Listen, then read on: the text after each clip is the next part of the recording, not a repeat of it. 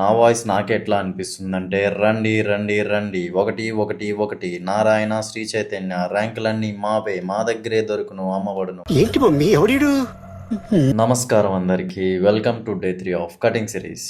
బేసికల్ I know my content is going to be kind of cringe, but మీకు కూడా తెలుసు క్రింజ్ గా రీచ్ ఎక్కువ వస్తుంది ఈ మధ్య. సో సుత్తి లేకుండా ఈ రోజు ప్రేరణాత్మక సూక్తి ఏమిటంటే, ఒక ఖాళీగా ఉన్న కళాకారుడు ఇలాగ అన్నాడంట: a fish's bad day is a fisherman's good day. ఇంత పెద్ద మాట అన్నాడు సరాడు.